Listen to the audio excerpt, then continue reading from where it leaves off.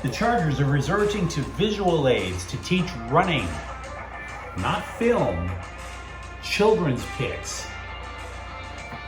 UCLA basketball coach Mike Cronin said practice will blow your mind, bro.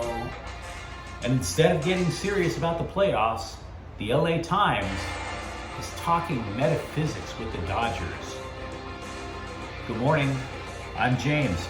This is your daily dose of sports and snark for the greatest sports city in the world, Los Angeles. This is faithful Angelenos.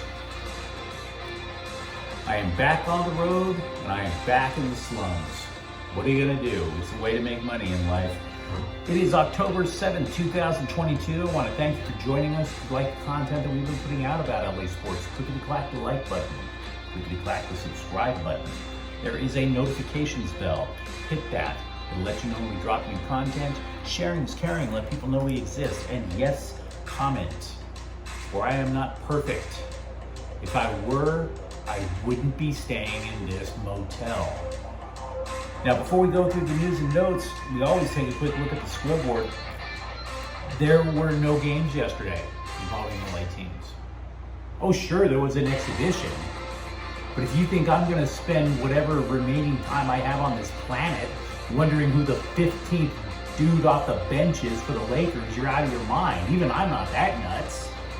And by the way, there are no games today either. I mean, we'll get college football tomorrow, NFL Sunday, and the Dodgers will be back on Tuesday. We'll worry about it then. But what I really worry about, I have to tell you, the Chargers are the NFL's worst running team. They're terrible at it after 4 games. And it's actually very shocking when you think about how Austin Eckler was a scoring machine for them last year. So, what do? Well, if you're running back coach Derek Foster, you take the offensive line and you take the running backs and you put them in a room and then you show them pictures of chicken bones. Chicken bones. The implication? There's still some meat on them bones, boys. Yeah. Chicken bones. You're showing visual aids. Visual aids to grown-ass men. You'd be better off slapping them around with marital aids than showing them visual aids. It blows my mind. Not the playbook, not X's and O's, not film, but chicken bones. What the hell's next? You gonna show them like a Rorschach test? Hey guys, when you see this ink blot, what do you think? Oh yeah, coach, we totally see that, and it's us visualizing moving the chains on 3rd and 2 with the ink blot. Visual aids. Well, what other kind of visual aids? Random nudes of the cheerleaders in the end zone? Okay, you see this football? We want this football to jam right in that cleavage shot over there. What are we talking about here? Visual aids. Visual. Chicken bones. The Chargers, by the way, they did make a roster move. And by the way, I'm not even trying to troll the Chargers, right? They're 1 game behind the Chiefs. They're acting like they're trying to get into the XFL as an expansion team with this Mickey Mouse crap.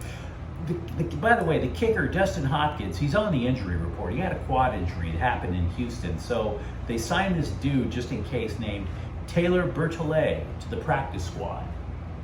Now, it may be Bertolet and it may be Bertolette. I have no idea because the guy's never kicked in an NFL game before.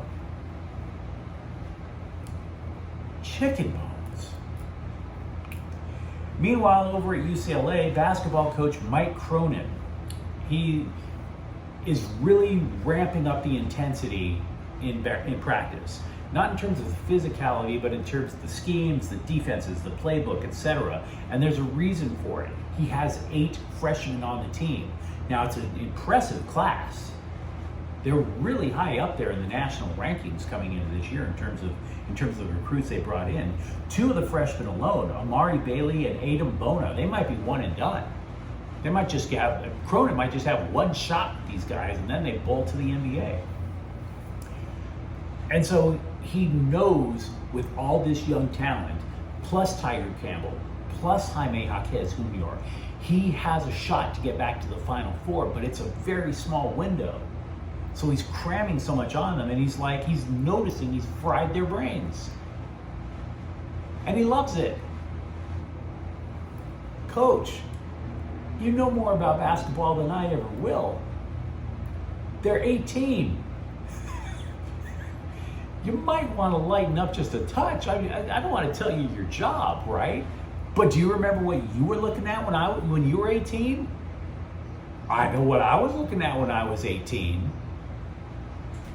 Let's just say I'm glad smartphones weren't around then, because I wouldn't be looking at anything else but topless pics. You think I'm going to learn an entire playbook? Or anyway, I don't want to sit there and say UCLA is shot or anything like that, because the one thing about UCLA's team, Cronin is extremely pleased that they have so many guards, because he doesn't have to preach ball movement. They're already doing it. So there is some cohesion there. There is. Chances are UCLA is going to be pretty damn good this year. Speaking of a team that is already pretty damn good, the LA Times, they went to Dodger players yesterday just for some chit chat. Got to fill the paper with something, right? Playoffs are on Tuesday. So could they go, hey, Trey Turner, how's your contract status?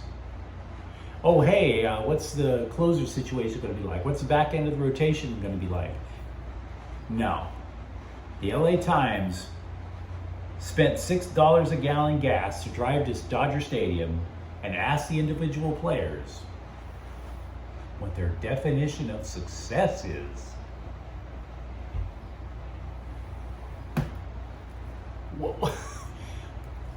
What are we talking about here? Is this Rene Descartes or Plato or Socrates discussing the world of the forms? What is your definition of success? This isn't a time for metaphysics. The playoffs are starting. Oh, hey, Freddie Freeman, we was wondering, could you give us your personal definition of social justice? What are we talking about? Hey, Clayton Kershaw, I know you go to church, but really, what is God anyway? Are we... Hey, Austin Barnes, are we stuck in a simulation? What is reality? What are we doing with these stupid questions? I mean, the LA Times right now is acting like the guy at the party who gets really, really high, and then he tries to oppress the chicks by telling them something that he read in the back aisles of a Barnes and Noble. Hey guys, I was going to ask you something about your batting title, your approach to the batting title, but instead, what if I told you that journalism is like the fraying rope that is keeping mankind from falling into the abyss? It's not a time for metaphysics, guys. Stick to the facts, Jack. God dang. I want to know who the hell is Theo Pinson, and why does his presence on our earth mean that Thomas Bryant needed to get fined a couple of days ago? So the Lakers are playing an exhibition game up in Vegas, and Damian Jones dunks. And Thomas Bryant does what a lot of other players do. He gets up off the bench and he celebrates. So he gets teed up and gets fined. It's called the Theo Pinson rule. Apparently the guy was some dude who partied too hard on the Dallas Mavericks bench. But if you really think about it, who cares? Why do we care when our teammates celebrate a dunk? We should celebrate it when a teammate dunks, wouldn't you say? I mean, what is the NBA's priority? You got about half the roster, whenever they sink a layup, they go running back to the other side of the court doing the big balls dance. Nobody cares about the big balls dance, but get off the bench and fist pump for a slam dunk. No, that guy needs to cut the check. Some decent news for the Lakers, though. Dennis Schrader, he had visa issues. They've been resolved. He's going to join the team. And Lonnie Walker IV, he played Thursday. He missed the first 2 preseason games with an ankle issue. Happy 23rd birthday to the Rams' Tutu Atwell. Hopefully you're not a healthy scratch Sunday against the Cowboys. I don't know what to say about Tutu Atwell. You know, the guy was supposed to be a speed threat. He barely played last year. He allegedly works out with Cooper Kupp like a maniac all off season long. This year, he played only 12 snaps. So what are you getting?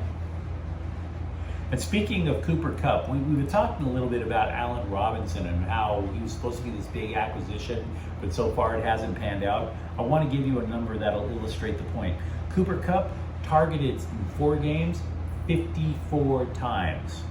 Allen Robinson targeted 18. They keep talking Robinson up, but the numbers don't lie. No football, no reception, no results. Left guard David Edwards, he missed the Niners game because he had a concussion. He's back at practice, by the way. He still needs to clear the concussion protocol, though, before he can play Sunday against Dallas. And by the way, we've been talking about Rams injuries. Dallas is not healthy either. Both teams have combined for 17 players on the injury list.